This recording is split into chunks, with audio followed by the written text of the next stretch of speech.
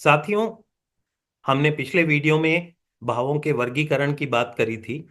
आज उसी चर्चा को हम आगे बढ़ाते हुए चलते हैं और आज उन भावों के अधिपति के बारे में बात करते हैं।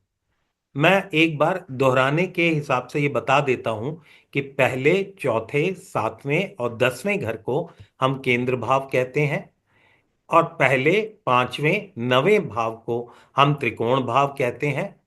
दूसरे और 12वें घर को हम समभाव कहते हैं और तीसरे, छठे, 11वें घर को हम त्रिशदाय भाव कहते हैं।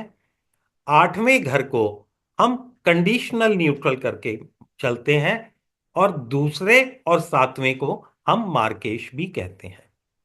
अब पराशर जी ने इन भावों के अधिपति के लिए क्या बोला हुआ है वो मैं आपको बताता हूं।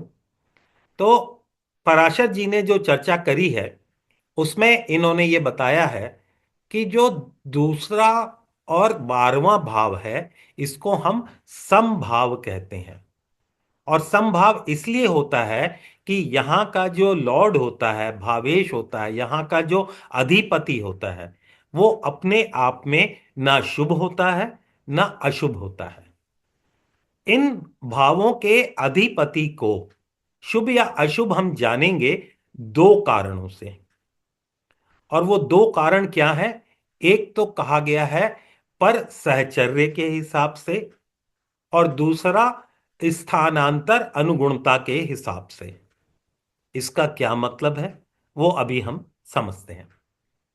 अगर दूसरे भाव में या 12वें भाव में कोई ग्रह की राशि पड़ रही है और वो ग्रह, इस भावों का जो ग्रह स्वामी है वो किसी ऐसे ग्रह के साथ जाके बैठता है जो कि अशुभ हो। हम अशुभ यहां पे किसे कह रहे हैं? जो तात्कालिक रूप से अशुभ है। जैसे कि आप सब लोगों को मालूम होगा कि कोई भी ग्रह को शुभता और अशुभता जो होती है वो दो तरह से प्राप्त होती है। एक नैसर्गिक रूप से और एक तात्कालिक रूप से। नैसर्गिक रूप से हम जिन्हें शुभ ग्रह मानते हैं वो हैं गुरु, शुक्र, बुध और चंद्रमा। और नैसर्गिक रूप से जिन्हें हम पापी ग्रह या क्रूर या अशुभ ग्रह मानते हैं वो हमारे हैं सूर्य, मंगल, शनि, राहु और केतु। इसमें सूर्य को पिता कहा जाता है और पिता के लिए थोड़ा सा स्ट्रिक्ट होना जरूरी है, लेकिन पिता कभी पापी नहीं होता, इसलिए सूर्य को पूर्णतः पापी नहीं माना जाता। हाँ, क्रूर अवश्य माना जाता है। तो क्रूर में हमारे उसे सूर्य को गिना जाएगा और पापी में, पूर्णतः पापी में मंगल, शनि और राहु केतु आएंगे। लेकिन तात्कालिक रूप का अर्थ यह होता है कि उस ग्रह को किस घर का आधिपत्य मिला है। अब हमने देखा दूसरा और 12वां का अगर आधिपत्य मिलता है तो आप सम कहलाओगे, न्यूट्रल, ना बुरे ना अच्छे।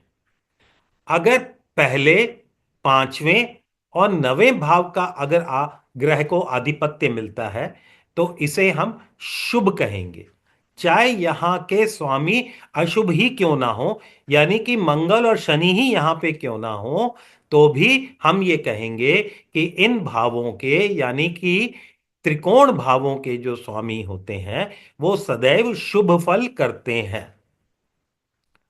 ये तात्कालिक रूप से हुआ।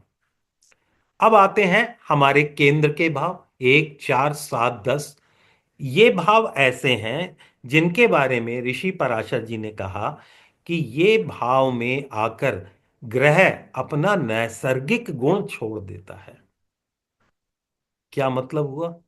ऐसी स्थिति को प्राप्त करता है जहां पे अपना नैसर्गिक गुण छोड़कर और तात्कालिक रूप से वो पूर्णतः सम हो जाता है। कुछ लोग इसका अर्थ इस तरह से करते हैं कि साहब, शुभ ग्रह जो होते हैं अपनी शुभता छोड़ के अशुभ हो जाते हैं और अशुभ ग्रह अगर इन भावों का अधिपति हो जाते हैं तो वो अपनी अशुभता छोड़ के शुभ हो जाते हैं। पर यह पूर्णतः सत्य नहीं है। पराशर जी सिर्फ इतना कहना चाह रहे हैं कि जो ग्रह केंद्र के स्वामी होते हैं, केंद्र में बैठे हुए की बात नहीं कर रहे, केंद्र के स्वामी की बात कर रहे हैं। तो जो ग्रह केंद्र के स्वामी होते हैं, अर्थात जिन ग्रहों की राशि केंद्र में पड़ती है, वो ग्रह न्यूट्रल हो जाते हैं। शुभ ग्रह अपनी शुभता छोड़ देगा और अशुभ ग्रह अपनी अशुभता छोड़ देगा। शुभ ग्रह अशुभ नहीं हो जाएगा और ना ही अशुभ ग्रह जो है वो शुभ हो जाएगा। और किसी को मारपीट करके बनाया नहीं जा सकता।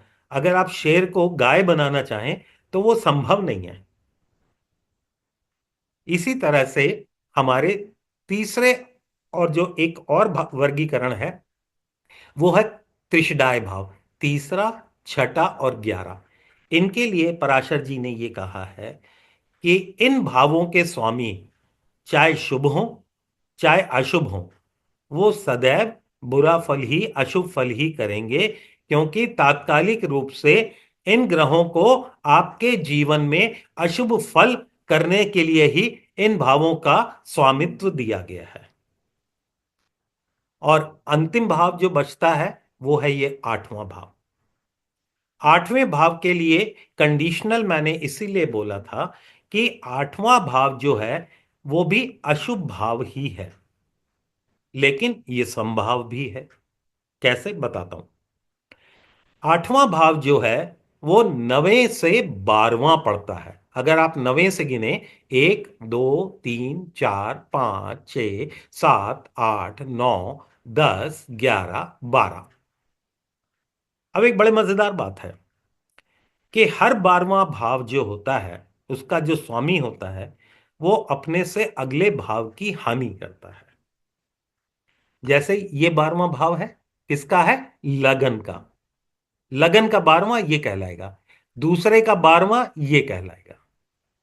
तो दूसरे भाव का 12वां कौन सा हुआ? लगन। और लगन का 12वां कौन सा हुआ? ये वाला 12वां घर। तो नवम का जो 12वां भाव कौन सा हुआ? वो 8th हाउस हुआ। अब हम सब जानते हैं कि नवम भाव जो है वो हमारे भाग्य का भाव है। और अगर अच्छा भाग्य हो, भाग्य को हम यहां पे अच्छा ही मान रहे हैं कि हमारा अच्छा भाग्य है, और उसका नाश करने वाला कोई हो, तो वो महापापी ही हो सकता है। जो आपको भाग्य में शुभ चीजें प्राप्त होने लिखी हैं और उसकी भी कोई अगर हानि कर दे, तो वो कितना अशुभ होगा। इसलिए इसे 8वें भाव को पापी भाव भी कहा गया है। लेकिन ये पापी ऐसा है कि इसकी अगर दूसरी राशि लगन में पड़ी हो, यानी कि हम ये कह सकते हैं कि लग्नेश ही अगर अष्टम का मालिक हो, तो ये पापी नहीं रहता। इसलिए थोड़ा समभाव इसमें आ जाता है। लेकिन एक और बात है, अब हम चूंकि गहराई में जा रहे हैं तो हम एक इस बात को और समझेंगे कि लगन, पंचम और ये नवम भाव, ये तीनों त्रिकोण के हिस्से हैं। और ऋषि पराशर जी ने बृहत पराशर होरा शास्त्र में और लघु पराशरी में जो वर्णन है वो ये है कि ये भाव जो हैं वो उत्तरोत्तर बली होते हैं। चाहे केंद्र हो वो उत्तरोत्तर बली होगा, त्रिशदाय भाव हो वो उत्तरोत्तर बली होते हैं, और त्रिकोण भाव भी उत्तरोत्तर बली होते हैं। क्या मतलब? कि पहले से ज्यादा बली पंचम, पंचम से ज्यादा बली नवम। ये त्रिकोण का हो गया। केंद्र में अगर देखें तो चौथे से ज्यादा बली सप्तम, सप्तम से ज्यादा बली दशम। त्रिशदाई में देखें तो तीसरे से ज्यादा बली छठा और छठे से ज्यादा बली 11वां।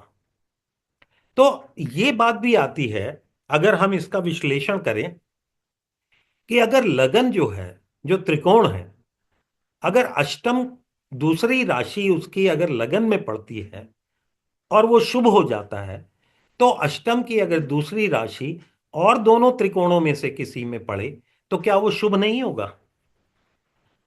तो हम इसको थोड़ा सा अगर इस तरह से समझें कि लगन से ज्यादा शुभ जो है और मजबूत वो पंचम और नवम है, तो नेचुरली अष्टम की अगर दूसरी राशि पंचम और नवम में पड़े तो वो भी शुभ हो जाएंगे।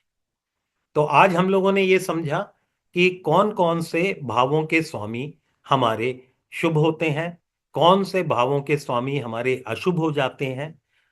और अगले वीडियो में हम ये समझेंगे कि अगर हर घर की, जैसे हर ग्रह की हम जानते हैं कि दो राशियां होती हैं सूर्य और चंद्रमा को छोड़ के, तो अगर उनकी एक राशि अशुभ में पड़े और एक शुभ में पड़े तो उसे हम किस तरह से समझेंगे।